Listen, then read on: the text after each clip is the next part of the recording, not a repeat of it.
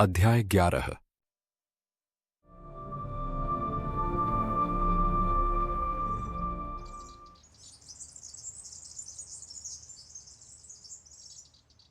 Museum से लौटने के बाद जय बहुत देर तक अजीब सी उलझन में था। मन में कई तरह के सवाल उठ रहे थे। क्या वह म्यूजियम वाली मूर्ति और घूंघट वाली लड़की एक ही है?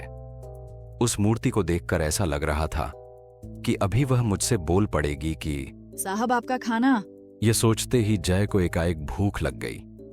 वह सुबह शंभू को बोलकर गया था कि लंच के समय यहां नहीं रहेगा, इसलिए उसके लिए खाना न लेकर आए, पर अभी तो कुछ खाने को चाहिए था।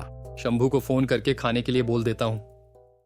जय ने शंभू को फोन करने के लिए अपना फोन लिया कि अचानक जय को लगा दरवाजे के पास कोई खड़ा है।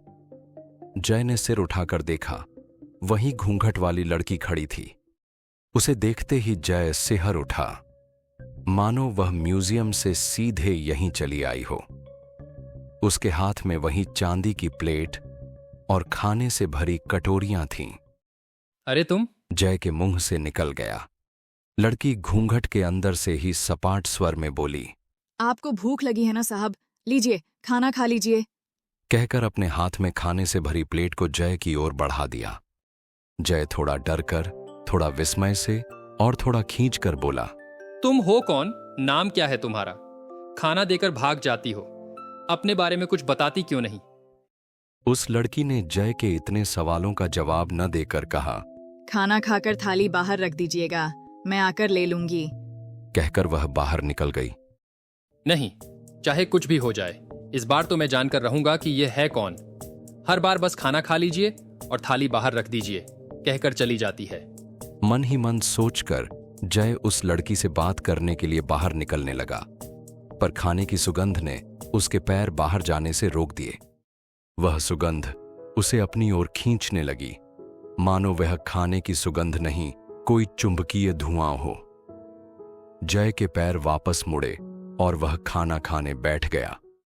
खाना खत्म कर थाली दरवाजे के बाहर रखते ही जय के पूरे शरीर को एक झटका सा लगा, मानो वह किसी सम्मोहन शक्ति से बाहर निकल आया हो। जय हैरान और चकित होकर खुद से ही बोला, यह क्या हो गया था मुझे? मैंने खाना कैसे खा लिया? जरूर उस लड़की में कुछ डिफरेंट है। वह मुझसे चाहती क्या है? पर अब चाहे जो भी हो जाए, यह कौन है मैं पता करके रहूंगा। जय दरवाजे के पास रखे स्टूल पर बैठ गया और उस लड़की का इंतजार करने लगा। आधा घंटा बीत गया, उसका कहीं अता पता नहीं था, पर जय ने भी ठान रखा था कि आज उससे बात करके रहेगा। तभी जय का फोन बजा। जय उठा और टेबल पर रखे फोन तक गया, पर यह क्या? जय के शरीर में बिजली दौड़ गई, थाली गायब थी। मुश्किल से 4 सेकंड लगे होंगे टेबल से मोबाइल लेकर वापस आने में, और वह इतनी जल्दी आकर थाली ले भी गई। जय बाहर आया और जहां तक उसकी नजर जा सकती थी देखा, पर कहीं कोई नहीं दिख रहा था। यह कैसे संभव है? अचंभित जय वापस आकर अपना सिर पकड़कर कुर्सी पर बैठ गया। कौन है वह? ऐसा क्यों कर रही है? अपने बारे में कुछ क्यों नहीं बताती? शाम को शंभू चाय लेकर आया तो जय ने उसे सारी बातें बताईं। शंभू बोला, सर, मैंने ये बात एक पंडित को बताई थी कि आपके लिए एक लड़की खाना लेकर आती है और चुपचाप चली जाती है। पंडित जी ने कहा कि इस गेस्ट रूम के पास उस शेषनाग मंदिर वाली प्रेतनी आ गई है। वह आपको पकड़ सकती है। आप यहां से फौरन निकल चलिए। गांव में मुखिया जी का बड़ा सा घर है, आप वहां रह लीजिए। क्या बकवास कर रहे हो शंभू? अच्छी भली लड़की को प्रेतनी बना दिया। पता करने के बजाय कि वह कौन है, तुमने उसे भूत ही बना दिया। पंडित को बताओगे तो यही बोलेंगे। कोई बात नहीं सर, आप पढ़े लिखे हैं, पता है नहीं मानेंगे, पर हम गांव वाले मानते हैं कि उस मंदिर में 1000 साल से एक प्रेतनी घूम रही है। शंभू की बात सुनते ही जय बुरी तरह झुंझला उठा। पहले तो घूंघट वाली लड़की और उसका अजीबोगरीब व्यवहार, फिर उसी जैसी मिलती जुलती मूर्ति, और अब उसका भूतनी होना। तुम कुछ भी कह दोगे और मतलब मैं इतना बेवकूफ हूं जो सब कुछ मान लूंगा? वह शेषनाग मंदिर की प्रेतनी है तो वह यहां क्या कर रही है? मैं 2 दिन पहले आया हूं और वह मुझ पर इतनी मेहरबान क्यों है? ये सब तो मुझे नहीं पता सर, पर पंडित जी ने आपको तुरंत यहां से निकलने के लिए कहा है। वह प्रेतनी नहीं है, तो भी किसी भूत प्रेत से उसका संबंध तो जरूर है। आप ही तो कह रहे थे कि वह आपको खाना देकर गायब हो जाती है। मेरी बात मानिए, चलिए यहां से। जय को इन सब बातों पर कभी भरोसा नहीं होता था। मंदिरा भी उसे भूत प्रेत के कई किस्से सुनाती थी, पर वह सबको हंसी में उड़ा देता था। पर अभी न जाने क्यों कुछ कुछ डर का आभास होने लगा था। क्या रियल में वह कोई जिंदा इंसान नहीं है? 2 सेकंड के अंदर अंदर गायब हो जाती है। म्यूजियम में भी एकदम वैसी ही लड़की की मूर्ति देखी थी, और वह चांदी की प्लेट और कटोरियां उसके पास कैसे आईं? पर अगले ही पल जय ने अपना सिर झटका और खुद से कहा, झूठ है ये सब। ये भूत प्रेत केवल हमारे मन में होते हैं। शंभू ने कहा, चलिए सर यहां से। पंडित जी ने कहा है कि अब आपका यहां रुकना खतरे से खाली नहीं है। इन प्रेतात्माओं का कोई भरोसा नहीं। जिसके पीछे पड़ जाती हैं उसकी जान लेकर ही मानती हैं। वह भी कोई प्रेतात्मा ही है। वह जरूर आपसे कुछ चाहती है।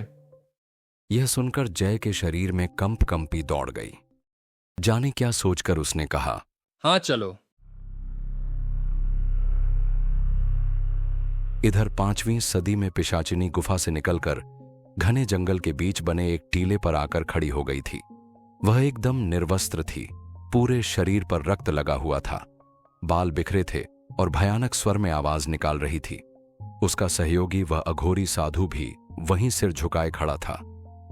अपनी स्वामिनी को वस्त्रहीन देखने का साहस नहीं जुटा पा रहा था। पिशाचिनी आसमान की ओर मुंह करके चीख रही थी, नहीं, यह नहीं हो सकता है। तुम मुझे छोड़कर नहीं जा सकते हो। 21वीं सदी के मूर्ख तुच्छ पुरुष, तुम्हारा साहस कैसे हुआ मुझे छोड़कर जाने की?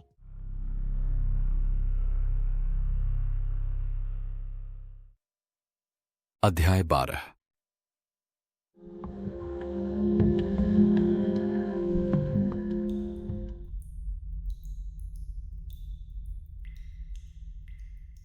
अघोरी ने सिर नीचे किए हुए कहा, परंतु स्वामिनी, वह तो एक साधारण मनुष्य है। वह आपके किस काम का है? आप चाहे तो इस सदी के किसी पुरुष को अपना अघोरी जानता था कि उसकी स्वामिनी एक विशेष प्रयोजन के लिए एक बलिष्ठ पुरुष चाहती है, पर 21वीं सदी का पुरुष क्यों, यह समझ में नहीं आ रहा था। पिशाचिनी अघोरी पर गुर्रा उठी। चुप रहो। वह कोई साधारण मनुष्य नहीं है।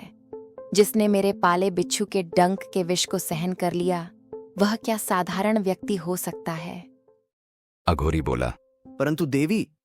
पिशाचिनी तड़प उठी। मुझे देवी मत कहो। यह मेरे लिए अपशब्द है।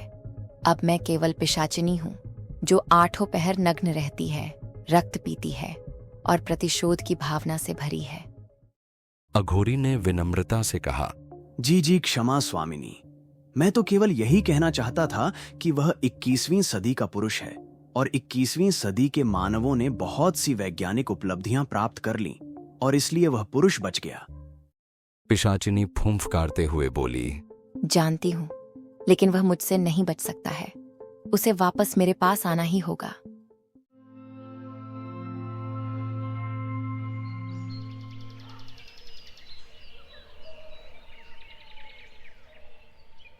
इधर 21वीं सदी में जय गांव के मुखिया के घर में रहने आ गए थे।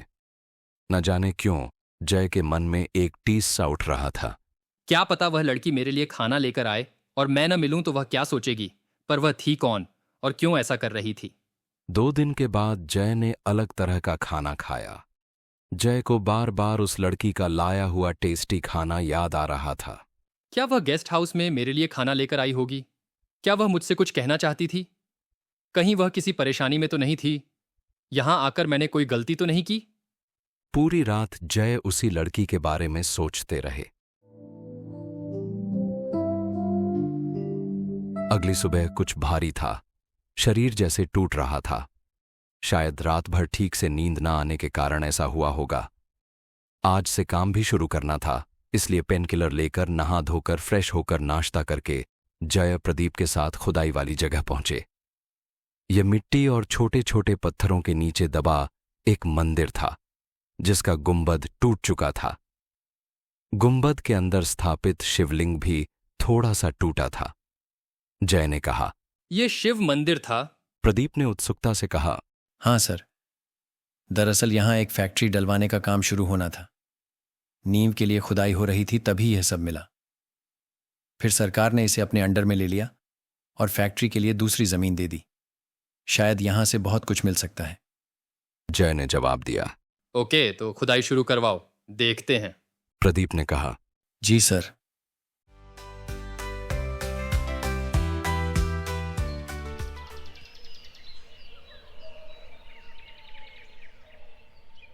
जय ने गांव घूमने का मन बना लिया।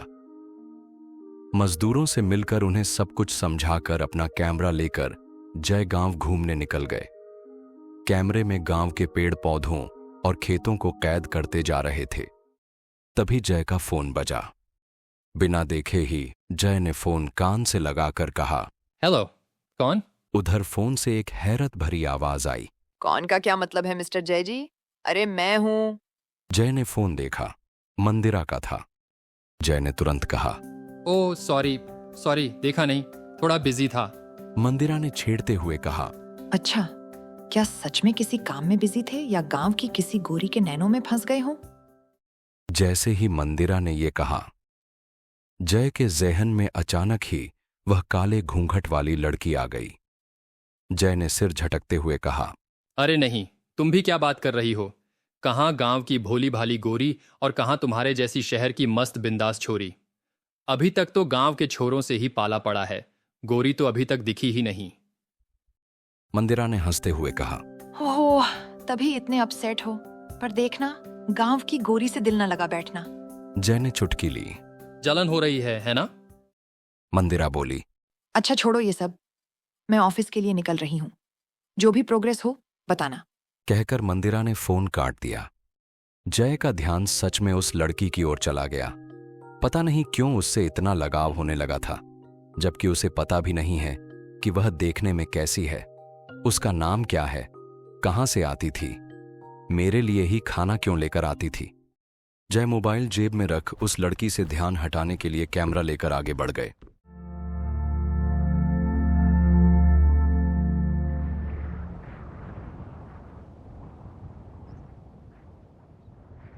हल्की हवा ठंड को और भी बढ़ा रही थी। धूप निकली थी, पर शरीर में चुभती बर्फीली हवा धूप की सारी गर्मी को खत्म कर रही थी।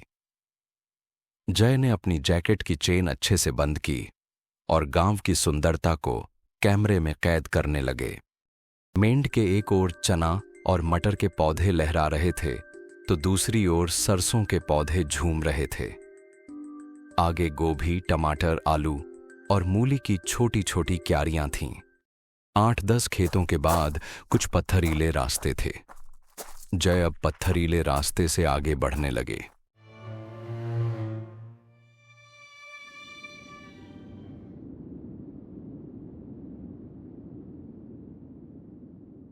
अचानक जय के कदम रुक गए। कैमरा हाथ से छूट गया। इस भयानक ठंड में भी उनका पूरा शरीर पसीने से नहा गया। सामने का मंजर बेहद भयानक और असहनीय था। जय जिस रास्ते पर खड़ा था, उसके ठीक सामने उसी घूंघट वाली लड़की के कपड़े पड़े थे। वही लाल रंग का सितारे गोटे वाला लहंगा, वही सोने की चूड़ियां, उसका वह लंबा हार, कमरबंद और पायल, उसका वह काला घूंघट वहीं फटा पड़ा था और चारों ओर खून ही खून बिखरा था। और इन्हीं खून में वही प्लेट और कटोरियां पड़ी थीं, जिनमें वो जय के लिए खाना लेकर आया करती थी। उस प्लेट का खाना भी चारों ओर छितराया हुआ था। उस लड़की की बॉडी कहीं नहीं दिख रही थी। कुछ समय तक तो जय सन्न होकर खड़ा रहा। फिर जब सब कुछ समझ में आया तो उसने अपना सिर पकड़ लिया। ओह गॉड, यहाँ उसके साथ क्या हुआ होगा? ये सोचते ही जय बदहवास हो गए और मजदूरों के पास दौड़ पड़े। वहां जाकर सबको सारी बातें बताईं। सारी बातें सुनने के बाद सब लोग जय के साथ दौड़कर उस जगह पर आए, मगर उन्हें वहां कुछ भी अनोखा या भयानक नहीं दिखा। सारे मजदूर उस जगह को प्रश्नवाचक नजर से देख रहे थे। जय खुद विस्मित था। उसने जिस जगह पर उस घूंघट वाली लड़की के खून से सने कपड़े, गहने, बिखरे बर्तन, फैला हुआ खाना और पत्थरों पर चारों ओर बहा खून देखा था। अब वहां कुछ भी नहीं था। सब कुछ साफ सुथरा था।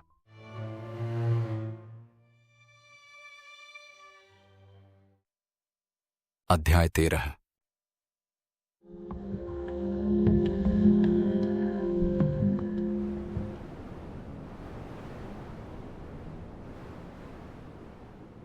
जय खुद से ही बोला, ये कैसे संभव है?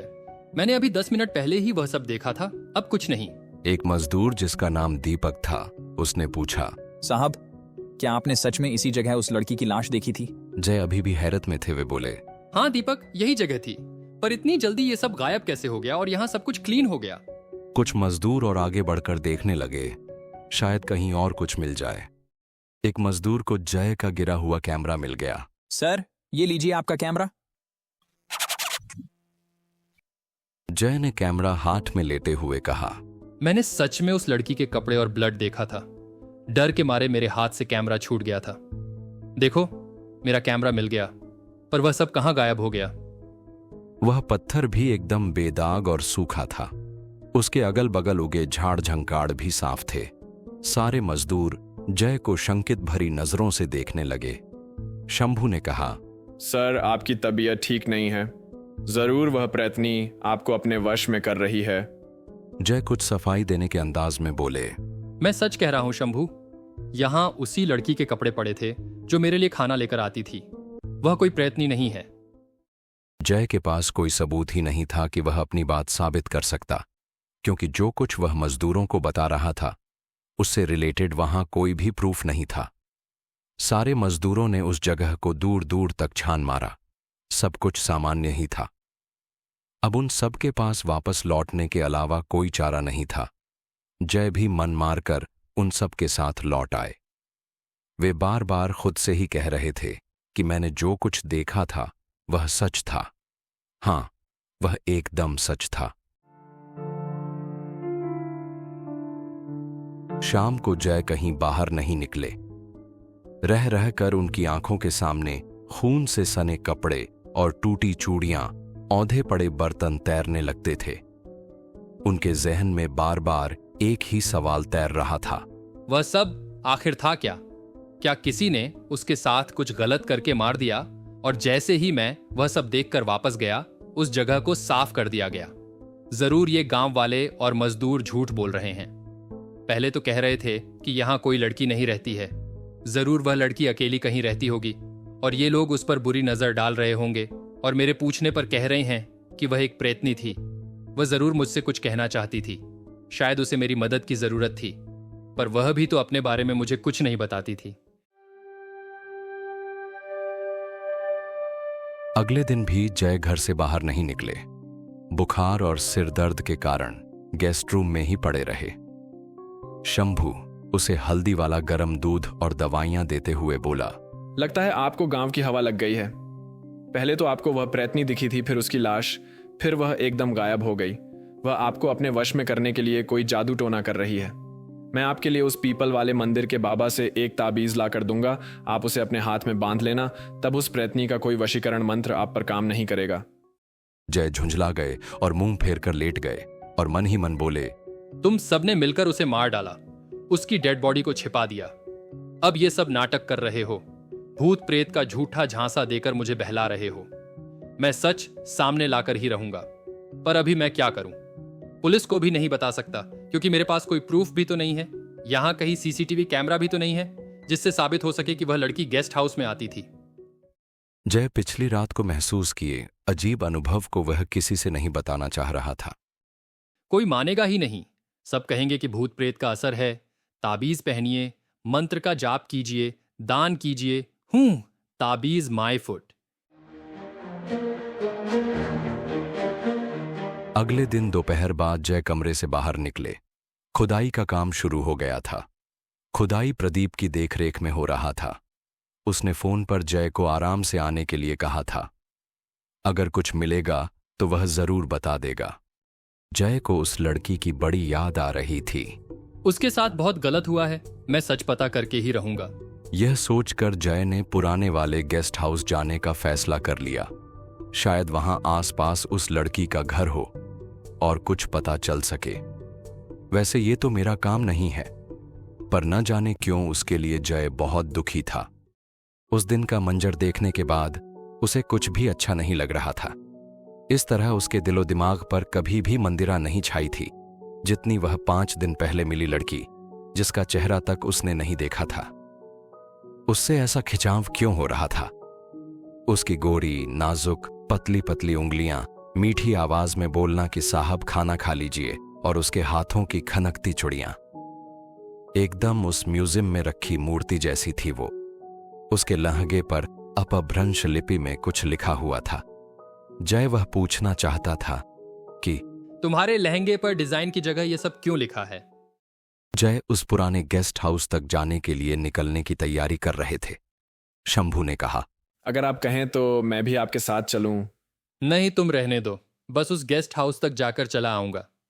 जय को शंभू के साथ साथ गांव के हर आदमी पर गुस्सा आ रहा था। एक लड़की के साथ ऐसा कुछ हो जाता है और ये लोग शांत बैठे रहते हैं।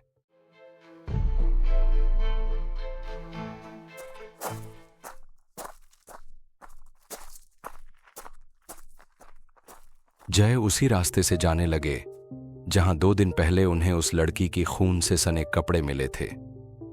जय उस पत्थरीले रास्ते पर पहुंच गए। उनकी पूरी बॉडी सिहर उठी। इसी जगह तो वह सब कुछ देखा था। फिर जय उस लड़की के बारे में सोचने लगे। कौन थी वह? अगर वह मुझसे कोई हेल्प चाहती थी तो बताया क्यों नहीं? केवल खाना देकर भाग जाती थी, और उस दिन आधी रात को भी मेरे पूछने पर कुछ नहीं बताया था। मैं उसकी हेल्प कैसे कर सकता था? प्लीज, तुम जो भी हो, मुझे माफ कर दो। आई विश कि मैं तुम्हारे लिए कुछ कर सकता। जय खुद को ही कोसने लगे और उस जगह से आगे निकल गए। चलते चलते अचानक उन्हें वह रास्ता मिल गया जहां से उन्होंने इस गांव में एंट्री ली थी। यहीं से तो वह शेषनाग मंदिर दिखाई दिया था। मन ही मन सोचकर जय चारों ओर देखने लगे। तभी उनकी नजरों ने मंदिर ढूंढ लिया और आंखें शेषनाग के फन पर जाकर टिक गईं। बांस के बड़े बड़े लहराते पेड़ों के पीछे पत्थर के शेषनाग के फन स्थिर खड़े थे। इस शेषनाग के फन में अजीब सा आकर्षण था। जय को ऐसा फील हुआ मानो कोई शक्ति उसे बुला रही है।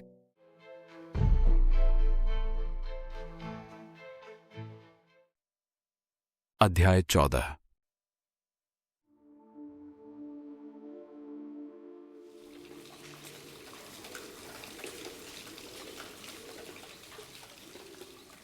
एक सेकंड के लिए जय को लगा कि वह घूंघट वाली लड़की वहीं खड़ी है, धीरे धीरे अपना घूंघट खिसका रही है। जय अपनी आंखें सिकोड़कर देखने लगा, पर वहां तो एक पेड़ का मोटा तना था। जय खुद पर ही लज्जित हुआ। यह मुझे क्या हो गया है?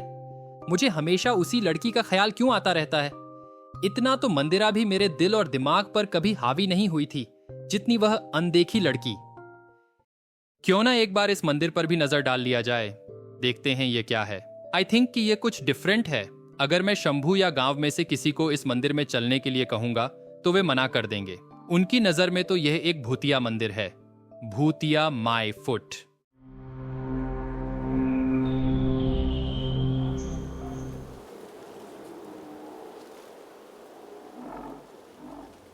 जय के कदम शेषनाग मंदिर की ओर बढ़ने लगे।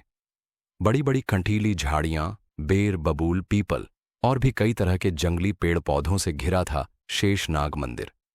बीच बीच में बड़ी ही सुंदरता से तराशे गए पत्थर पड़े थे।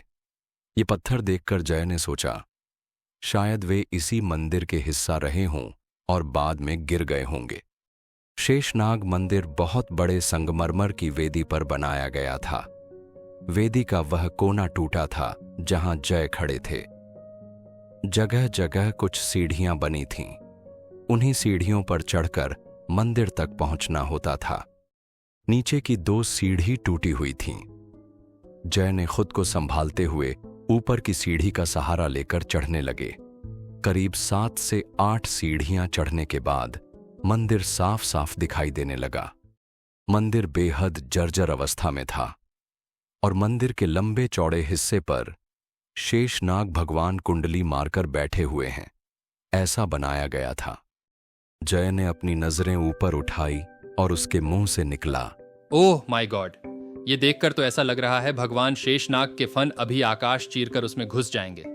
यहाँ तो पूरे 11 फन थे और उतनी दूर से केवल 7 फन दिखाई देते थे। यहाँ एक नहीं कई सारी भगवान शेषनाग की मूर्तियां बनी थीं। माय गॉड, ये बनाया कैसे होगा? जय ने अपनी स्टडी से अनुमान लगाया कि यह मंदिर करीब 1.5 से 2000 साल पुराना हो सकता है। आखिर यहां खुदाई क्यों नहीं की गई? बहुत काम की चीजें मिल सकती हैं। जय आंखें फाड़कर उस मंदिर को देख रहे थे। यह बहुत ही अद्भुत और सुंदर मंदिर था। खंडहर बन जाने के बाद भी इसकी सुंदरता में कोई कमी नहीं आई थी।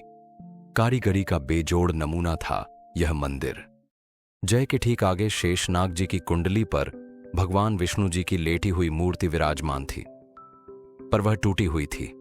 केवल अपनी हथेली पर सिर रखकर आराम कर रहे भगवान विष्णु जी का सिर ही था, बाकी का हिस्सा टूट गया था। उसके बगल में एक खंडित शिवलिंग थी। शिवलिंग को भी शेषनाग भगवान की एक मूर्ति अपने 7 फनों से छाया देते प्रतीत हो रही थी। वहीं से थोड़ी सी दूरी पर बांसुरी बजाते भगवान कृष्ण की मूर्ति थी। यह भी जगह जगह से खंडित थी। आश्चर्य! भगवान कृष्ण को भी छाया देते 5 फन वाले शेषनाग भगवान बने थे, या फिर शायद यह कालिया नाग हो। जय के मुंह से निकला, इट्स अमेजिंग। कहीं 11 फन वाले शेषनाग की मूर्ति, कहीं 7, कहीं 5 फन वाले शेषनाग। लगता है मंदिर बनाने वाले ने कुछ प्रयोग किया था। दूर दूर तक खंडित मूर्तियों का अंबार था। कई मूर्तियों को कमर के ऊपर से तोड़ा गया था। समझ में नहीं आ रहा था कि वे किस देवी या देवता की मूर्ति हैं। दूर दूर तक खंडहर में बदल गए कमरे दिखाई दे रहे थे। तभी एक मूर्ति के पीछे से काला नाग सरसराते हुए जय के सामने से होकर निकल गया। जय एक क्षण के लिए कांप उठे। अब कुछ अजीबोगरीब आवाजें आनी शुरू हो गई थीं। शंभू ने बताया था कि इस मंदिर के आसपास के जंगल में चमगादड़ और उल्लू भी रहते हैं। जय ने ध्यान दिया कि मंदिर की पीपल के पेड़ के कोटर से आवाज आ रही थी। कोटर से 4 उल्लू झांक रहे थे। ओह, तो इनकी आवाजें हैं। चमगादड़ भी होंगे। 5 दिन पहले गेस्ट हाउस से इसी डायरेक्शन से ढेर सारे चमगादड़ों के दल को निकलते देखा था। उल्लुओं के चीखने के अलावा भी कई तरह की आवाजें आ रही थीं। शायद वो उन्हीं जानवरों की होंगी जो प्रदीप ने बताया था। सियार, लकड़बग्घे। सियार का ध्यान आते ही जय के शरीर में सिहरन सी हुई। अब वापस लौटना चाहिए, आगे कल आकर देख लूंगा।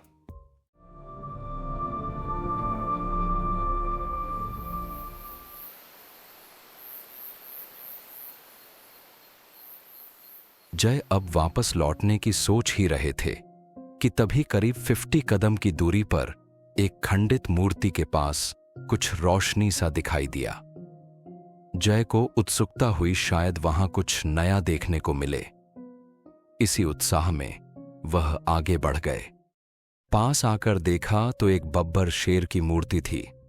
उस शेर के नीचे खून से लथपथ एक राक्षस की मूर्ति थी और बब्बर शेर पर एक धड़ बना था।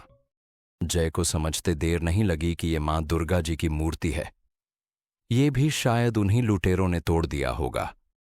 उस बब्बर शेर की मूर्ति के नीचे एक दिया जल रहा था।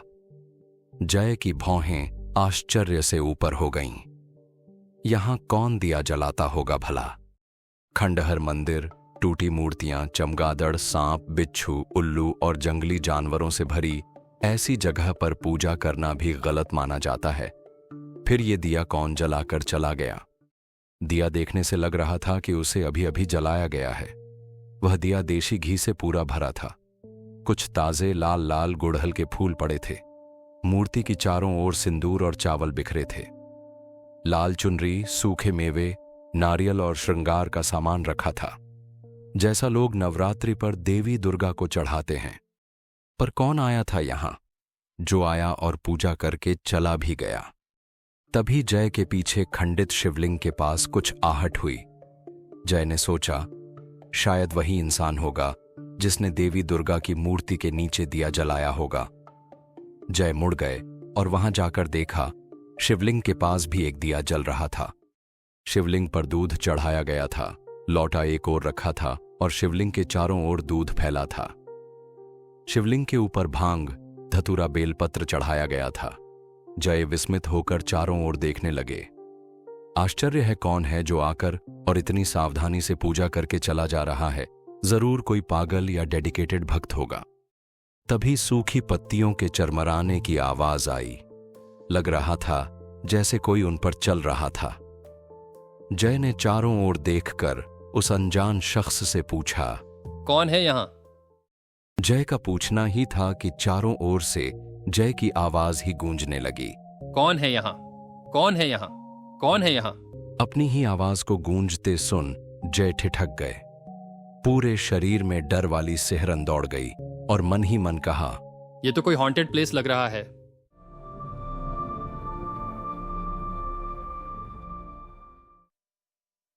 अध्याय 15।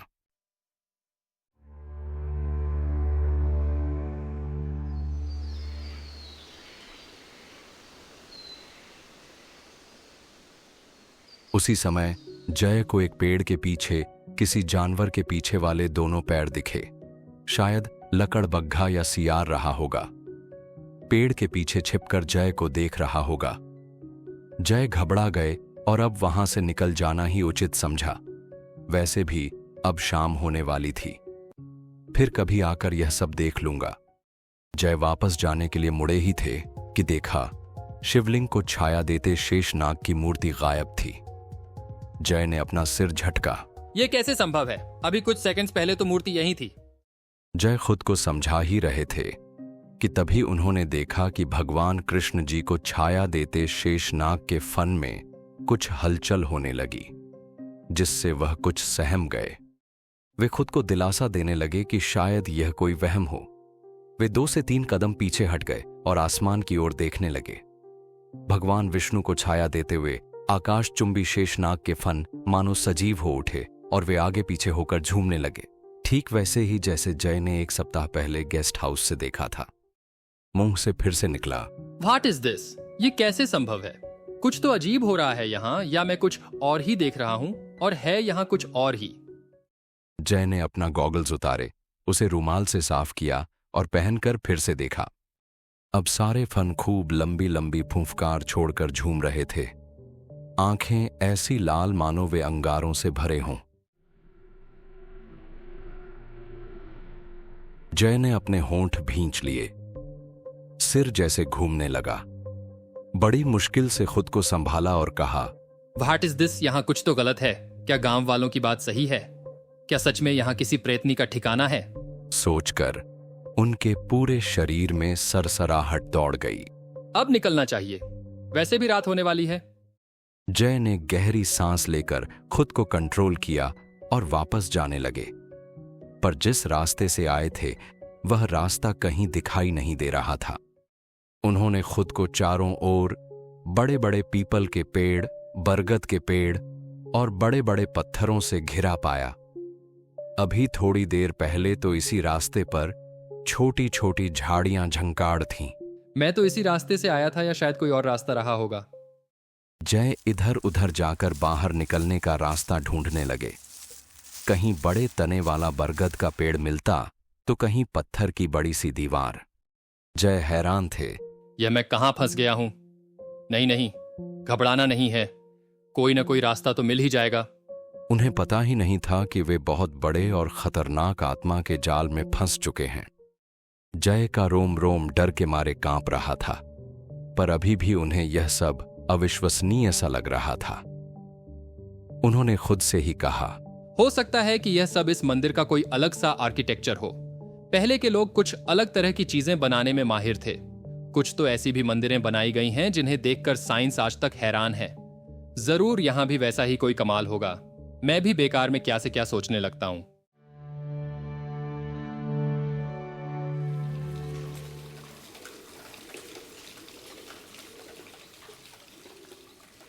अपने आप को तसल्ली देकर जय मां दुर्गा की खंडित मूर्ति के पास गए तो वहां एक और आश्चर्य देखने को मिला।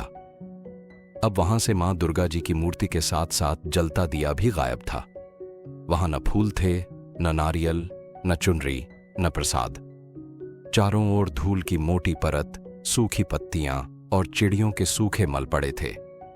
यह देखकर जय का दिल जोर से धड़क उठा। इसी जगह तो माँ दुर्गा की मूर्ति थी, कहाँ गई? वह फिर से कांप उठे। उन्हें आभास हो गया था कि वे इतने बड़े मंदिर के खंडहर में रास्ता भटक गए हैं और कोई है जो उन्हें परेशान करने के लिए ऐसी हरकतें कर रहा है। जय ने हिम्मत बटोरकर फिर से कहा, कौन है यहाँ जो ये सब कर रहा है? सामने तो आओ। इस बार उनकी आवाज नहीं गूंजी। कुछ पक्षियों के पंखों के फड़फड़ाने और जानवरों के मिले जुले स्वर जरूर उनके कान में पड़ने लगे।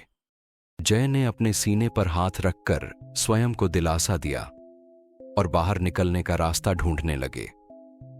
वे शांत चित्त होकर चारों ओर देखने लगे कि आखिर वह कहां से आए थे और अब कहां से निकलें। अंधेरा पूरी तरह से घिर आया था। कुछ अलग तरह के पशु और पक्षियों की आवाजें चारों ओर से सुनाई देने लगी थीं। जय अभी भी बाहर निकलने का रास्ता तलाश रहे थे। तभी एक बहुत बड़ा आश्चर्य हुआ। अचानक पूरे मंदिर में हजारों दिए एक साथ जल उठे और वे बड़े ही अनोखे ढंग से जल रहे थे। कुछ हवा में उड़ रहे थे, कुछ बरगद की पत्तियों पर जल रहे थे, कुछ खंडित मूर्तियों पर और कुछ जमीन पर। उसी समय शिवलिंग को छाया देते भगवान शेषनाग की मूर्ति अपनी जगह वापस आ गई और उन फनों पर सोने के कलश बनने लगे। उन कलशों में न जाने कहां से बहुत ही ऊंचाई से दूध भरने लगा और फिर उन कलशों से वही दूध गिरने लगा जो सीधे शिवलिंग पर जाकर पड़ रहा था। यह अनोखा मंजर देखकर जय का सिर चकरा गया। उन्होंने खुद को एक पत्थर के सहारे टिकाया और समझते देर नहीं लगी कि यह कोई मायावी खेल हो रहा है। जय ने आंखें बंद कर लीं। उनकी समझ में आ गया था कि वे किसी अदृश्य शैतानी चंगुल में फंस चुके हैं। उन्होंने सुना था कि हनुमान चालीसा पढ़ने से भूत प्रेत भाग जाते हैं। जैसे ही जय ने हनुमान चालीसा का दोहा मन ही मन बुदबुदाना शुरू किया, तभी कहीं से किसी की गरजती आवाज सुनाई दी, यहां हनुमान चालीसा की शक्ति काम नहीं करेगा बंधु। जय ने झट अपनी आंखें खोल दी और चिल्लाकर कहा, कौन है यहाँ? सामने आओ। ये सब क्या हो रहा है?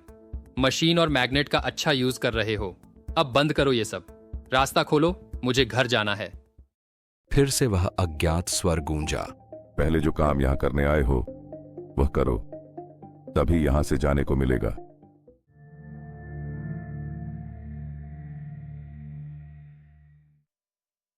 अध्याय 16।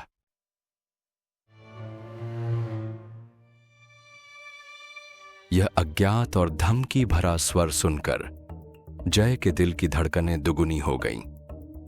उन्होंने अपनी सांसों को कंट्रोल करके उस अज्ञात व्यक्ति से कहा, मैं यहाँ तो कोई काम करने नहीं आया हूँ, मैं तो यहाँ यूं ही यह मंदिर देखने के लिए चला आया था। जय ने कहा, पर सामने से कोई जवाब नहीं आया। जय ने फिर से उस अज्ञात व्यक्ति से पूछा, कौन हो तुम? मेरे सवाल का जवाब दो, और तुम इतने ही ताकतवर हो तो सामने आकर बात करो। कहीं से कोई उत्तर नहीं मिला। जय फिर बोला, आप बोलते क्यों नहीं? मुझे यहां से जाना है। जय के कहने के 2 सेकंड ही वहां के जलते हुए सारे दिए बुझ गए। शेषनाग के फनों ने भी झूमना बंद कर दिया। इस समय यहां कोई कमजोर हृदय वाला होता तो इस दृश्य को देखकर जरूर हार्ट अटैक से मर जाता, पर वह जय था जो अभी भी इन सभी चीजों को मानने का मन नहीं कर रहा था। कुछ सेकंड तक तो सब कुछ वैसे ही सूना रहा।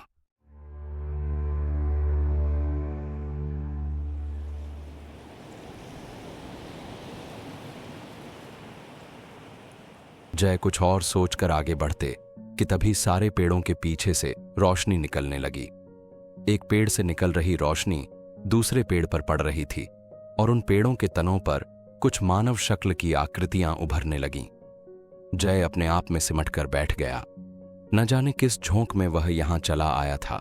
ऐसा लग रहा था कि कोई अदृश्य शक्ति उसे यहां खींच लाई हो। वे आवाजें आनी क्यों बंद हो गईं? पेड़ों पर बने उल्लुओं के कोटर कहाँ गायब हो गए। सारे पेड़ के तनों पर उभर आई इंसानी चेहरे की आकृतियां जय को घूरने लगीं। जय का गला सूख गया।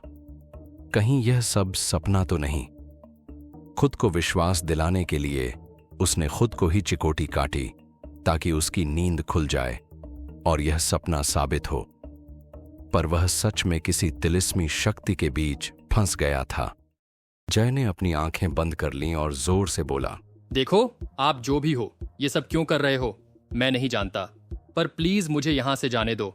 मैं किसी को कुछ नहीं बताऊंगा और यहां कभी नहीं आऊंगा। जय का कहना ही था कि पेड़ों पर उभरी इंसानी चेहरों की आकृतियां गायब हो गईं। पर एक नया दृश्य घटित होने लगा। मंदिर के सारे झाड़ झंखाड़ गायब हो गए।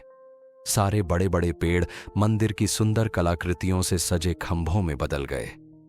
सारी खंडित मूर्तियां साबुत और सुंदर हो गईं, मानो उन्हें अभी अभी बनाकर बस रखा ही गया हो।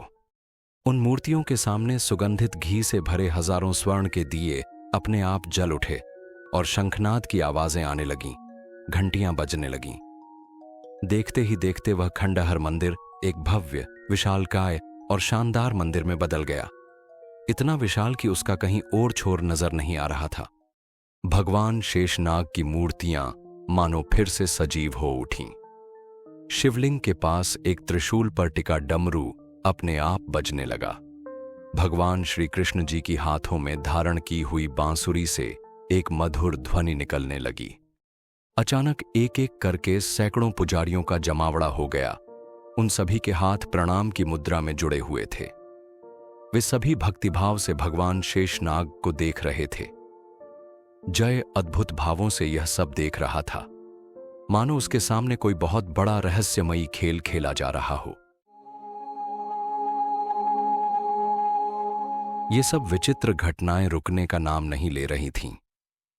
आसपास सैकड़ों घंटियां लगातार बज रही थीं।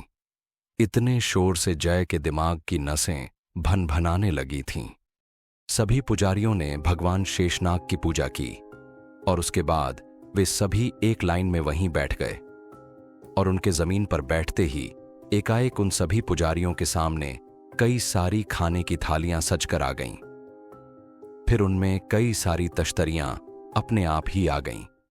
वे ठीक वैसी ही चांदी की थालियां और सोने की तश्तरियां थीं जैसी वह घूंघट वाली लड़की जय के लिए लेकर आया करती थी। उन थालियों में वही भोजन रखा था जो जय बड़े ही चाव से खाता था। चारों ओर वही मनभावन, मायावी, सम्मोहित कर देने वाली सुगंध फैलने लगी जो जय उस लड़की के लाए हुए खाने में महसूस करता था। यहां भी वह सुगंध जय को अपनी ओर खींचने लगी। जय ने खुद को होश में रखने की पूरी कोशिश की और वहीं घुटने मोड़कर सिमट कर बैठ गया। तभी एक और अद्भुत घटना हुई जिसे देखकर जय सिर से लेकर पांव तक जड़ हो गया।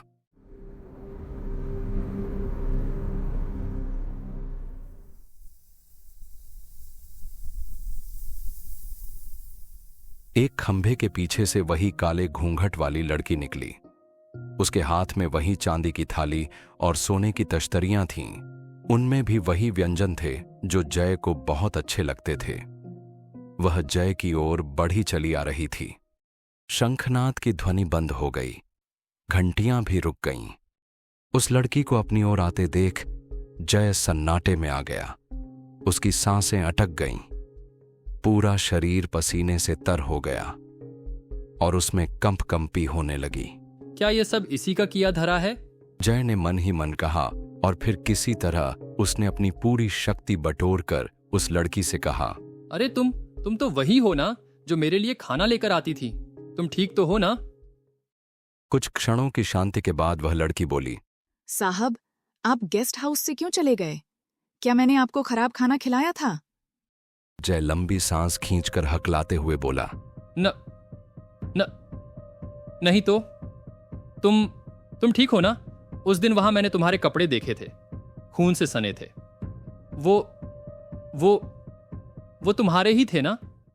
जय से कुछ और बोला नहीं जा रहा था। वह बस घूंघट में छिपे उस चेहरे को देखने की कोशिश कर रहा था। हवा इतनी तेज चल रही थी कि इंसान उड़ जाए, पर उसके चेहरे का घूंघट नहीं हट रहा था। वह लड़की फिर से बोली, तो फिर आप वहां से क्यों चले गए थे? जय फिर कांपते स्वर में बोला, बताता हूं, पर पहले तुम यह बताओ कि तुम हो कौन, मेरे लिए खाना लेकर क्यों आती थी, और यह सब क्या हो रहा है?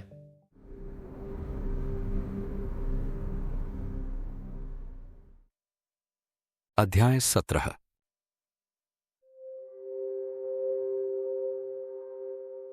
वह लड़की जय को कोई जवाब दे पाती कि तभी जय को अपने लेफ्ट की ओर वही रास्ता दिखा जहां से वो आए थे, जो अभी कुछ देर पहले एकदम बंद था। वह अब पूरी तरह से खुल चुका था। दूर सामने उनके गेस्ट हाउस की जलती हुई बल्ब भी दिख गई। ये देखकर जय की शरीर में मानो जान आ गया। अब वे इस अजीब सी जगह से जल्द निकल जाना चाहते थे। जय समझ गए थे कि यह लड़की भी कोई जादूगरनी टाइप की है और इस अजीब सी और भूतिया मंदिर का हिस्सा है। वे खड़े हो गए और एक क्षण के लिए उस काले घूंघट वाली लड़की को देखा, फिर बिना कुछ कहे अपनी बाईं तरफ उस रास्ते की ओर तेजी से भागे। 2 कदम आगे बढ़ते ही उसे लगा जैसे उनके पैर जमीन पर बहुत ही मजबूती से चिपक गए हैं। पूरी ताकत लगाने के बाद भी वे टस से मस नहीं हो रहे थे। जय ने फिर से अपने पैर उठाने की कोशिश की, मगर सब बेकार। वह छटपटाने लगे और वो दाहिनी ओर गिर पड़े। अब उसके शरीर का पूरा दाहिना हिस्सा जमीन से पूरी तरह से चिपक गया, बायां हिस्सा ऊपर और दाहिना हिस्सा नीचे। जय ने उठने की भरसक कोशिश की, पर कामयाब नहीं हो पाया। यह सब क्या होने लगा था? जय की समझ से सब कुछ परे हो चला था। वह लड़की वहीं ऐसे ही थाली लेकर खड़ी थी, मानो जय का जमीन पर गिरना और उससे चिपक जाना कोई मामूली सी बात हो। कोई चारा न देख जय ने अपना बायां हाथ उस लड़की की ओर बढ़ाकर असहाय भाव से रिक्वेस्ट किया, प्लीज हेल्प मी, प्लीज बचाइए मुझे, मैं उठ नहीं पा रहा हूं। उस लड़की पर जय की विनती का जैसे कोई असर ही नहीं हुआ। वह वैसे ही बुद्ध बनी खाने की थाली लिए खड़ी रही। जय ने खुद से उठने के लिए ताकत लगाई, पर सब बेकार। तभी एक और अचंभा हुआ। जिस ओर जमीन पर जय औंधे पड़े थे, उसी फर्श को अंदर से चीरते हुए खून से सना एक हाथ, जो कि एक कंकाल था, बाहर निकल आया और जय की गर्दन को पकड़ लिया। जय की चीखें निकल गईं। फिर देखते ही देखते उसके पूरे शरीर के आसपास के फर्श को चीरकर कई खून से सने कंकाल वाले हाथ निकले और जय को पकड़कर जमीन के भीतर खींचने लगे। जय का पूरा शरीर उन कंकालों के खून से रंग गया। धीरे धीरे जय का शरीर उस पत्थर के फर्श में समाने लगा। बायां हाथ हवा में अभी भी झूल रहा था। जय कभी उन खून सने कंकालों को हटाते तो कभी उस घूंघट वाली लड़की की ओर बढ़ाकर बार बार मदद मांगते। उस लड़की ने जय से पूछा, साहब, क्या आप मुझसे प्रेम करते हैं? सुनते ही जय को झटका सा लगा। ये आखिर ऐसा क्यों मुझसे पूछ रही है? मैंने तो इसे अभी देखा तक नहीं कि यह दिखने में कैसी है। प्रेम कैसे कर सकता हूं? लड़की ने फिर से पूछा, बताइए ना साहब, आपके हृदय में यदि मेरे प्रति यदि प्रेम है तो ही आप इस मुसीबत से निकल सकते हैं। जय बेचारे से एकदम असहाय और बेबस हो चुके थे। वे हट्टे कट्टे और बलिष्ठ जरूर थे, पर यहां तो उनके अंदर एक तिनका उठाने भर की ताकत नहीं बची थी। मरता क्या न करता, आधा शरीर फर्श में समा चुका था। इससे पहले कि जय का सिर पूरी तरह जमीन में धंस जाता, जय ने कहा, हाँ, मैं तुमसे बहुत प्यार करता हूं। जब से तुम्हें देखा है केवल तुम्हारे बारे में ही सोचता हूं। मुझे गेस्ट हाउस से नहीं जाना चाहिए था। मैं तुम्हें छोड़कर कहीं नहीं जाऊंगा। अब प्लीज जल्दी से निकालो मुझे। लड़की उत्साह के भाव से बोली, क्या सच में साहब? हाँ, सच में। अब प्लीज मुझे बचा लो, वरना मैं मर जाऊंगा। कहकर जय ने फिर से अपना बायां हाथ उस लड़की की ओर बढ़ाया। वे खूनी कंकाल पूरी ताकत लगाकर जय को जमीन के अंदर खींच रहे थे। जय ने फिर से उस लड़की से रिक्वेस्ट किया, प्लीज जल्दी कुछ करिए, मैं इसमें समा जाऊंगा। जल्दी आगे आइए और मेरा हाथ पकड़कर खींचिए। लड़की उसी जगह स्थिर खड़ी रही और अपना हाथ जय की ओर बढ़ाकर बोली, यह लीजिए, मेरा हाथ पकड़ लीजिए। पर आप तो इतनी दूर खड़ी हैं, थोड़ा और पास तो आइए। लड़की जय से 10 कदम की दूरी पर खड़ी थी, पर उसे और पास आने की जरूरत नहीं हुई। उसने वहीं से अपना हाथ जय की ओर किया और क्षण भर में उसका हाथ 10 गुना लंबा होकर जय की बाईं हथेली को पकड़कर खींच लिया। जय उन खूनी पंजों से मुक्त हो गया। वे खूनी कंकाल पत्थर में समा गए। फर्श पहले के जैसे सपाट हो गए। चारों ओर भी सब कुछ पहले जैसा सामान्य हो गया। जय हांफते हुए खड़ा हो गया, पर उसके पूरे शरीर में जैसे खून जम गया था। अब वह पूरी तरह समझ गए थे कि यह कोई सपना नहीं है, यह वास्तव में कोई बहुत बड़ी रहस्यमयी भूतिया जगह है जहां वह अनजाने में फंस गया है। और यह काले घूंघट वाली लड़की भी कोई जीवित इंसान नहीं, बल्कि कोई चुड़ैल डायन या भूतनी है। वह लड़की बोली, नहीं साहब, मैं कोई चुड़ैल डायन या भूतनी नहीं हूं। यह सुनते ही जय का चेहरा स्याह हो गया और डर के मारे 2 कदम पीछे हट गया। इसने मेरे मन की बात कैसे जान ली?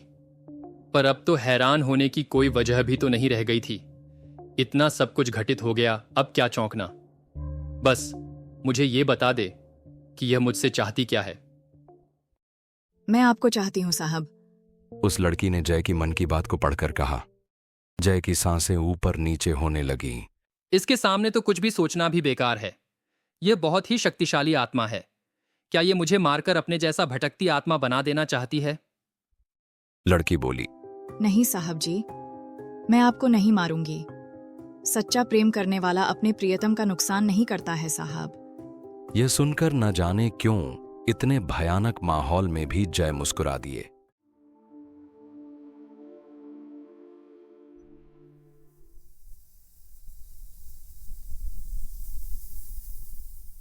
लड़की जय के थोड़ा और पास आ गई।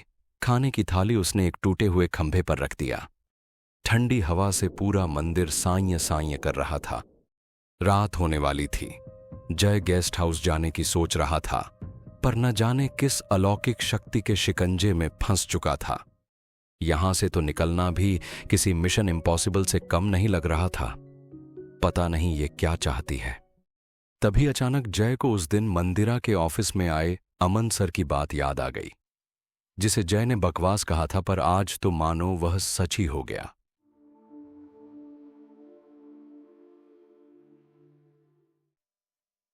अध्याय 18।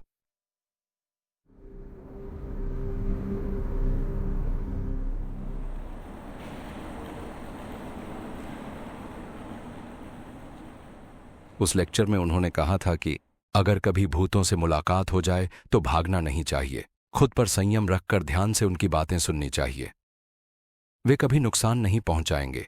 वे अतृप्त आत्मा होती हैं। जिस मकसद के लिए वे धरती पर आते हैं, उसे पूरा किए बिना मर जाएं तो उनकी आत्मा भटकती ही रहती है और किसी उपयुक्त इंसान को खोजती है जिससे वे अपनी प्रॉब्लम कह सकें। वे तो हमारे जरिए केवल अपनी मुक्ति का काम करवाती हैं, और जब तक हम उनका काम नहीं कर देते हैं, वो हमें नहीं छोड़ेंगी।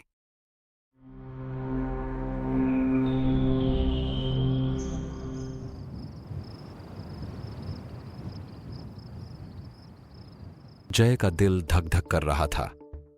शरीर का रोम रोम धधक रहा था। बर्फीली हवा बहने के बावजूद शरीर पसीने से तर हो गया था। दिल की धड़कनों की गति बढ़ती ही जा रही थी। यह एक अनबिलीवेबल इंसिडेंट था। विश्वास करना मुश्किल हो रहा था। लड़की जय के एकदम पास आ गई। जय ने मन ही मन कहा, पता नहीं अब यह क्या कहेगी और आगे मेरे साथ क्या क्या करेगी। समझ में नहीं आ रहा है कि इसको मुझसे कब और कैसे प्रेम हो गया। अचानक उस लड़की के चेहरे का घूंघट हट गया। उसका चेहरा बहुत ही भयानक था, जिसे देखकर जय की सांसें अटक गईं। वह सन्नाटे में आ गया। वह तो सोचता था कि इस काले घूंघट के अंदर जरूर कोई सुंदर सा चेहरा होगा। बड़ी बड़ी कजरारी, नशीली आंखें, मादक गुलाबी होंठ, गोरे गोरे गाल जैसी लड़की की कल्पना जय ने की थी। पर सामने किसी लड़की का मोहक चेहरा नहीं बल्कि इंसानी खोपड़ी थी जो खून से सनी थी। यह कैसा नजारा था। उसके हाथों पर तो मांस खाल सब चढ़े थे, पर सिर पर तो कुछ था ही नहीं। थी तो एक खोपड़ी जिस पर बहुत ही छोटे छोटे कीड़े रेंग रहे थे। जय को ऊबकाई सी आने लगी। वह कुछ बोलता, इससे पहले वह खोपड़ी खून से सन गई। देखते ही देखते उस पर छोटे छोटे सेल्स, मांस और नसें बनने लगीं और आंख, नाक, कान, होंठ बनने लगे। सिर पर काले काले बाल आ गए। उस मांस पर अब एक चेहरा बनने लगा। एक जाना पहचाना चेहरा था। वह चेहरा देखकर जय सन्न रह गया। ये क्या? ये तो मंदिरा का चेहरा था। जय कांपती हुई आवाज में बोले, मंदिरा तुम? नहीं नहीं, तुम मंदिरा तो नहीं हो। कौन हो तुम? मंदिरा का चेहरा लिए वह लड़की बोली, आपकी आंखों में यही चेहरा बसा है ना साहब जी? हाँ है तो, पर तुम कौन हो और तुमने मंदिरा का चेहरा क्यों लिया है? वह मंदिरा जैसी शक्ल वाली लड़की बोली, यह तो वही दिख रहा है जो आपकी आंखों में है, आपके दिल में है, आपके रोम रोम में है, आपकी हर आती जाती सांस में है। आपने मुझसे झूठ कहा ना कि आप मुझसे प्रेम करते हैं। कहकर मंदिरा जैसी चेहरे वाली वह लड़की खिलखिलाकर हंसने लगी। अब जय ने कुछ सख्त भाव से कहा, देखो, मैं जानता हूं कि तुम मंदिरा नहीं हो, तुम जो भी हो, लेकिन यह सब बहुत गलत कर रही हो। मैं जान गया हूं कि तुम बहुत जादू टोना जानती हो। इस तंत्र मंत्र का यूज मुझ पर क्यों कर रही हो? मुझे पता चल गया है कि तुम कोई रोबोट टाइप की मशीन हो। जरूर तुम्हें कोई चला रहा है। अब बहुत हो गया यह सब। आखिर क्यों कर रही हो ये तुम? बंद करो ये सब। मुझे यहां से जाना है। मुझे रास्ता दिखाओ। आप बहुत निडर हैं साहब। इतना सब कुछ अपने सामने देखने के बाद भी यह सब आपको झूठा लग रहा है। कोई कमजोर दिल वाला होता तो उसका तो हार्ट फेल हो गया होता, पर आपको ही तो यहाँ आना था। मुझे आपका ही तो इंतजार था। क्या मतलब है तुम्हारा? मेरा इंतजार था? जय ने पूछा। वह लड़की बोली, यह शेषनाग का मंदिर है, उन्हीं भगवान शेषनाग का जिसने इस धरती को अपने फन पर धारण किया है। स्वयं महाकाल शिवशंकर भी भगवान शेषनाग की छाया में यहाँ विराजमान हैं और संसार के पालक भगवान विष्णु के अवतार श्री कृष्ण जी भी भगवान शेषनाग की छत्र छाया में कितने मग्न होकर बांसुरी बजा रहे हैं। हाँ, मैंने ये सब देखा है। ये शेषनाग मंदिर है, ये भी पता है। पर मुझे यहाँ क्यों फंसा रखा है? मैं तो तुम्हें जानता भी नहीं हूँ। ये सब कौन कर रहा है मुझे नहीं जानना है। अगर यहाँ आना गलती है तो मैं माफी मांगता हूँ। प्लीज मुझे यहाँ से जाने दीजिए। मैं कल ही दिल्ली चला जाऊंगा। इस इंसिडेंट के बारे में किसी से कुछ नहीं कहूंगा। आपकी डराने वाली टेक्नोलॉजी तो बहुत ही अच्छी है। इतना सब कुछ सुनने के बाद भी वह लड़की चुप रही। जय ने फिर से पूछा, कौन हो तुम? कुछ तो बताओ अपने बारे में और मुझसे क्या चाहती हो। जरूर तुम्हें कोई अपने इशारे पर नचा रहा है। सामने तो आओ, कौन है यहाँ? वह लड़की बोली, मैं न तो कोई रोबोट हूँ और ना ही कठपुतली हूँ। तो फिर कौन हो तुम? मुझे खुद नहीं पता है साहब जी कि मैं कौन हूँ। मैं न तो भूत प्रेत हूँ, न ही चुड़ैल डायन, न ही मैं जीवित लड़की हूँ, और मैं तो मरी भी नहीं हूँ। जय ने यह बड़ी अजीब सी बात सुनी। क्या मतलब? तुम जिंदा भी नहीं हो और मरी भी नहीं हो? उस लड़की के चेहरे पर दर्द की एक गहरी परत चढ़ गई। वह बोली, मेरी समझ में नहीं आ रहा है कि मैं अपने बारे में आपको कैसे बताऊं। आप वैज्ञानिक युग के बहुत ही पढ़े लिखे इंसान हैं। मेरी बातें आपको बेतुकी ही लगेगी, पर यह सच है। आज मैं जिस अवस्था में आपके सामने खड़ी हूं, वह मेरी एक बहुत ही भयानक भूल का परिणाम है। मैंने स्वयं के ऊपर एक शक्तिशाली मंत्र का प्रयोग किया था। अतिआत्म विश्वास के कारण उस मंत्र शक्ति को पूर्ण रूप से पूरा नहीं कर पाई, जिससे मैं आज ऐसी अवस्था में घूम रही हूं। प्रयोग? You mean experiment? उस लड़की ने हाँ में सिर हिला दिया। बट कैसा एक्सपेरिमेंट किया था तुमने? मेरी बात ध्यान से सुनिए। जो मैं बताने जा रही हूं वह एकदम सच है। अगर आप इस बात को नहीं मानेंगे तो मेरे पास बहुत से ऐसे उपाय हैं जिनसे आप मेरी सच्चाई को मानने पर मजबूर हो जाएंगे। जय ने अपना माथा सहलाते हुए कहा, ओके, बोलो क्या कहना चाहती हो तुम मुझसे? जय के पास उसकी बात सुनने के अलावा और कोई चारा नहीं था।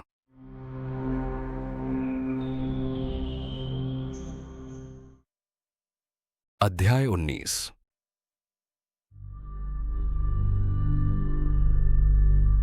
उस लड़की ने एक गहरी सांस ली और फिर अपनी कहानी बताने लगी। मैं 1500 साल से इस मंदिर में घूम रही हूँ। आपको यह बात जरूर बचकानी सी लग रही होगी, पर उस समय मंत्रों में अभूतपूर्व शक्ति होती थी।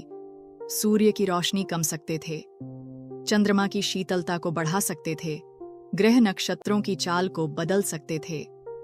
पर इन मंत्रों का प्रशिक्षण सभी को नहीं मिलता था। इसके लिए राज्य के श्रेष्ठ नागरिकों का चुनाव होता था, जिससे कि वे मंत्रों का गलत प्रयोग न कर सकें, और निजी लाभ के लिए भी मंत्रों का प्रयोग वर्जित था।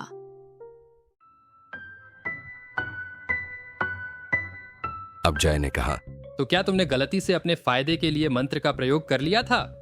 वह बोली, हाँ साहब, मैं भी बहुत सारे मंत्रों को जानती थी, और हमारे राज्य में कुछ ऐसी अविश्वसनीय घटनाएं घटने लगी कि मुझे मंत्र शक्ति का आह्वान करना पड़ा। आज से 1500 साल पहले एक मंत्र का प्रयोग करके मैंने अपनी आत्मा को अपने शरीर से अलग कर दिया था, क्योंकि मुझे एक विशेष कार्य करने के लिए ऐसा करना बहुत आवश्यक था। जब मैं वह कार्य करके लौटी और अपने शरीर को फिर से धारण करना चाहा, पर उससे पहले एक बहुत ही शक्तिशाली तांत्रिक ने मेरे शरीर को चाकी बंद मंत्र से बांध दिया था। वह तांत्रिक मेरा शत्रु था, मेरे परिवार का शत्रु था। मैं अपना शरीर धारण नहीं कर पाई, वह चला गया। इस मंदिर में महाविनाश हुआ, भयानक नरसंहार हुआ, और मैं कुछ नहीं कर पाई।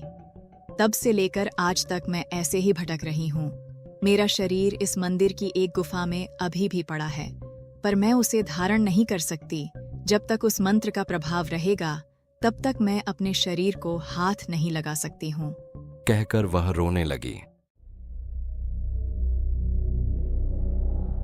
ये सब सुनकर जय का सिर घूमने लगा। अपना सिर पकड़कर उसने खुद का स्थिर किया। तेज चल रही सांसों को कंट्रोल करके बोला, देखिए, आप क्या कह रही हैं, मेरी समझ में कुछ नहीं आ रहा है। कैसा मंत्र, कैसा शरीर, ये सब नॉनसेंस बातें आप मुझे क्यों बता रही हैं? इंसानी आत्मा के बारे में मैंने गीता में पढ़ा है कि वो अजर अमर है, कभी नहीं मरती। पर किसी भी इंसान की बॉडी 1500 साल तक वैसे का वैसा कैसे रह सकता है? रह सकता है साहब, योग से, आयुर्वेद से, तंत्र मंत्र से। इन सब चीज़ों से कैसे सेफ रह सकता है? हाँ, किसी लेप से हो सकता है, पर सेम टू सेम वैसा ही तो नहीं होगा। मिस्र की पिरामिडों के अंदर जो मम्मी हैं, उन पर मसालों का लेप है, पर वे इतने सुरक्षित नहीं हैं। हाँ, ये है कि उनकी बॉडी सड़ी नहीं है। पर मेरा शरीर बिल्कुल वैसा ही है जैसा मैंने 1500 साल पहले भूल से अपनी आत्मा से अलग कर दिया था। आप अगर मेरी बॉडी देखेंगे तो लगेगा कि अभी शायद कुछ सेकंड पहले ही इसकी डेथ हुई है। कहकर वो रोने लगी। उसकी आंखों से आंसू की जगह खून निकल रहे थे। आप मेरी पूरी बात तो सुन लीजिए। आप अवश्य वैज्ञानिक सोच के हैं, पर हम भी आपसे ज्ञान और विज्ञान में कम नहीं थे, बल्कि आपसे कहीं अधिक आगे थे। हमारे राज्य के सर्वनाश के बाद हम पर अनगिनत विदेशी आक्रमण हुए, जिससे हमारी बहुत सी विरासत समाप्त हो गई। आज हम अज्ञानी माने जाते हैं। ऐसा नहीं था, बिल्कुल नहीं था। आज मैं बहुत विवश हूँ। आपसे सहायता की इच्छा है। मैं जानती हूँ कि यह केवल आप ही कर सकते हैं। अपने आंखों से गिर रहे आंसुओं को पोंछते हुए वो बोली। जय जमीन पर बैठ गया। वह जो कुछ बोल रही थी वह काफी हद तक सही भी था। पुराने समय में भारतवर्ष ज्ञान का भंडार था। नालंदा और तक्षशिला ज्ञान के केंद्र थे। विदेशी आक्रमणकारियों ने सब कुछ जलाकर तबाह कर दिया, वरना आज पूरी दुनिया में भारत की स्थिति कहीं बहुत ज्यादा होती। यह लड़की भी बहुत कुछ बताना चाहती थी, या शायद कुछ ऐसा चाहती थी जिसे केवल जय ही कर सकता था। उसने अपनी मुक्ति के लिए जय को चुना था।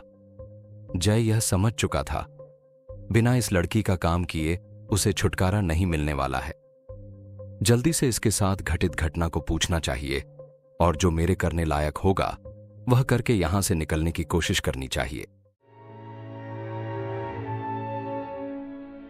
उस लड़की जिसने मंदिरा का चेहरा लिया था वह अब गलने लगा था। ये देखकर जय को फिर से उबकाई आने लगी। लड़की ने अपना चेहरा ढक लिया और जय को पानी पीने के लिए दिया। पानी पीकर जय बोला। तुमने मंदिरा का चेहरा क्यों लिया था? ताकि जब आप मुझसे बात करें तो आपको यही लगे कि आप किसी अपने से बात कर रहे हैं। ऐसा करने की कोई जरूरत नहीं है। तुम्हारा अपना चेहरा कहाँ है? लड़की गहरी सांस लेकर बैठ गई। वह भी दिखा दूंगी। आखिर ये सब क्या है? जब तुम इतना जादू कर सकती हो तो अपनी बॉडी क्यों नहीं ले सकती हो, या फिर अपने लिए नई बॉडी बना लो? क्योंकि साहब ये जादू है ही नहीं, ये मेरी कुछ तांत्रिक शक्तियां ही हैं जो कुछ समय के लिए छलावा कर सकती हैं। मेरा शरीर जहां है वहां मैं जा ही नहीं सकती हूँ। ये सच है, ये जो आपके सामने खड़ी है केवल छलावा है, एक भटकती आत्मा है। तो सच क्या है? मैं ही क्यों? मेरी समझ में नहीं आ रहा है कि मैं तुमसे क्या पूछूं। पर अगर मैं तुम्हारे लिए कुछ कर सकता हूं तो प्लीज मुझे जल्दी बताओ और मुझे यहां से जाने दो।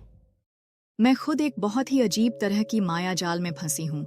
मेरा शरीर 1500 साल के समय चक्र की गुफा में पड़ा है और मेरी आत्मा 21वीं सदी में भटक रही है। इस मंदिर के नीचे एक गुप्त कक्ष है, उसमें एक पवित्र जल का फव्वारा है। उसी फव्वारे के नीचे मेरा कुंवारा शरीर उसी तरह पड़ा है जैसा मैंने 1500 साल पहले छोड़ा था। मुझे मेरा शरीर चाहिए। जब तुम्हें सब कुछ पता है तो फिर अपना शरीर जाकर धारण कर लो। यह असंभव है। अभी तो मैंने बताया ना कि मेरा शरीर एक बहुत ही शक्तिशाली मंत्र के घेरे में है। उस मंत्र का नाम चाकी बंध मंत्र है। यह वही मंत्र है जिसे भगवान लक्ष्मण जी ने माता सीता की रक्षा के लिए कुटिया के चारों ओर खींच दिया था। कोई भी उसमें प्रवेश नहीं कर सकता था। इसी मंत्र को अब लोग लक्ष्मण रेखा कहते हैं। रावण तक इस मंत्र को तोड़ नहीं पाया था, फिर मैं कैसे वह मंत्र तोड़ सकती हूँ? इस मंत्र से किसी की आत्मा या शरीर को एक तय स्थान पर बांध कर रख दिया जाता है। जो भी व्यक्ति यह मंत्र पढ़ता है, बाद में उसी के द्वारा ही इस मंत्र का प्रभाव खत्म होता है। जीवित व्यक्ति इस मंत्र के पार जाता है तो भस्म हो जाता है, और कोई आत्मा जाती है तो हमेशा के लिए उस मंत्र पढ़ने वाले व्यक्ति के अधीन हो जाती है। मैं यदि अपने शरीर के पास गई तो और उस चाकी बंध मंत्र से स्पर्श हो गई तो उस तांत्रिक के चंगुल में फंस जाऊंगी और वह मुझसे अनेक अनैतिक कार्य करवाएगा। मेरे मन मस्तिष्क पर अपना नियंत्रण करके मुझे अपने हिसाब से चलाएगा। वह तांत्रिक इस संसार के प्राणियों के लिए बहुत ही घातक हो सकता है।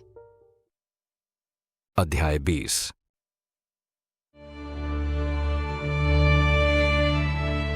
जय झुंझला उठे और बोले, तुम्हें कुछ पता भी है कि तुम क्या बोल रही हो?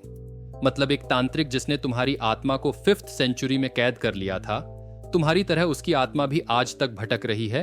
तुमने तो आज हद ही कर दिया। देखो, तुम मेरे मन की बात समझ सकती हो तो इतना भी पता चल गया होगा कि मुझे अभी भी इन चीजों पर विश्वास नहीं हो रहा है। कुछ क्षण चुप रहकर जय के इस सवाल का जवाब न देकर उस लड़की ने अपनी बात आगे कहना जारी रखा। मैंने बहुत कोशिश की अपने शरीर के पास जाने की, पर उस मंत्र के प्रभाव से मैं अपने शरीर के पास जा ही नहीं पा रही हूँ। पिछले 1500 साल से लगातार श्रापित होकर भटक रही हूँ। जब तक मैं अपना शरीर धारण नहीं करूंगी, तब तक मुझे न तो मृत्यु प्राप्त होगी और न ही मुक्ति। मैं यूं ही भटकती रहूंगी। जय ने अपनी खींच को अंदर ही अंदर दबाते हुए पूछा, पर अब मंत्र का प्रभाव कैसे खत्म होगा? लड़की ने कहा, मेरी इस भटकती आत्मा को मेरे शरीर तक पहुंचाने के लिए मेरी ही जैसी 1500 साल से एक और भटकती आत्मा को एक शरीर में प्रवेश करवाना होगा और उसकी हत्या करनी होगी। तभी उस अघोरी तांत्रिक के मंत्र का प्रभाव समाप्त होगा। मैं कुछ समझा नहीं। तुम्हारी ही जैसी एक और आत्मा भटक रही है? हाँ साहब, उस तांत्रिक ने मुझे कैद करने के लिए एक आत्मा को अपने कब्जे में किया है। वही आत्मा मुझे मेरे शरीर के पास जाने नहीं दे रही है।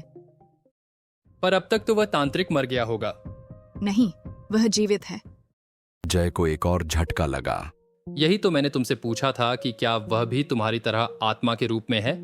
नहीं, वह शरीर सहित जीवित है। वह 1500 साल से इस धरती पर है। जय कुछ देर आश्चर्य में डूबा रहा। ये कोई जिंदा लड़की नहीं, ये तो सच है। इसकी मर्जी के बिना मैं यहां से निकल भी नहीं सकता। लेकिन ये मुझे ऐसी बेसिर पैर की बातें क्यों किए रही है? जय ने कहा, पर ये कैसे पॉसिबल है? तुम 1500 साल से यहां आत्मा के रूप में हो। चलो मान लेते हैं, क्योंकि आत्मा तो अमर होती है, पर वह इतने लंबे समय तक शरीर सहित है। यह क्या मजाक है? और किसकी आत्मा को शरीर में प्रवेश करवाकर हत्या करनी होगी, तब तुम्हें मुक्ति मिलेगी? कुछ साफ तो कहो, मुझे पूरी बात बताओ। मुझे तुम्हारी बातें पहेली जैसी लग रही हैं, समझ में नहीं आ रहा है। मेरा सिर घूम जा रहा है ये सब सुनकर। मैं तुम्हारे लिए क्या कर सकता हूं, वह बताओ। तो क्या आप सब कुछ शुरू से सुनना चाहते हैं? जय ने कुछ सोचकर कहा। अगर मेरे हाथों तुम्हारी मुक्ति लिखी है तो सब कुछ एकदम सुलझी बातें बताओ। ये सब क्यों हुआ? तुम्हारी ऐसी हालत कैसे हो गई? वह लड़की जिसने मंदिरा का चेहरा लिया था, उसने अपने चेहरे से फिर से घूंघट हटा दिया। अब वह दूसरा चेहरा था। यह इस लड़की का अपना चेहरा था। जय का अंदाजा सही निकला। वह बोली, ये मेरा असली चेहरा है, जो एक भ्रम है। मैंने आपको दिखाने के लिए अपने चेहरे की छाया आपके सामने प्रस्तुत कर दी है। यह कुछ ही क्षणों में गल जाएगा, क्योंकि मेरा चेहरा मेरे शरीर के साथ ही है। यह जो शरीर है, ये भी एक भ्रम है। जैसा जय ने कल्पना किया था, वह उससे कहीं ज्यादा सुंदर लड़की थी। इस सौंदर्य के सामने मंदिरा तो कहीं नहीं ठहर रही थी। उस लड़की ने जय के मन में चल रहे विचारों को पढ़ लिया। वह शर्मा गई और बोली, आपका धन्यवाद साहब कि आपने मुझे पसंद किया। जय तुरंत झेंप गए। ये तो मेरी माइंड में चल रही किसी भी थॉट को तुरंत पकड़ लेती है। उसने अपना गर्दन झटकते हुए कहा, देखो, तुम्हारी ये कही हुई कोई भी बात मेरी समझ में नहीं आ रही है। उस समय तुम्हारे साथ क्या हुआ था? तुम रियल में कौन हो? और इस काम के लिए मुझे ही क्यों चुना? यदि आप धैर्यपूर्वक सब कुछ सुनेंगे तो ही समझ में आएगा। हाँ, बताओ। शायद पूरी बात तभी समझ में आए। वैसे भी मुझे पुरानी चीजों के बारे में और पुराने समय के बारे में जानने का कुछ ज्यादा ही शौक है, पर पता नहीं क्यों मुझे अभी भी यह सब कुछ झूठ और छलावा या कोई बहुत बड़ा गेम या मैजिक टाइप का लग रहा है, या शायद मैं बहुत गहरी नींद में सो रहा हूं। अब जय कुछ निडर हो गया था। हो सकता है साहब, जब आप मेरा काम कर देंगे तो कुछ ऐसा ही आभास हो आपको, पर अभी तो आप ना नींद में हैं और न ही यहाँ कोई झूठ छलावा हो रहा है। ये सब कुछ सच है। अभी यहाँ जो कुछ होने वाला है वह भी सच है।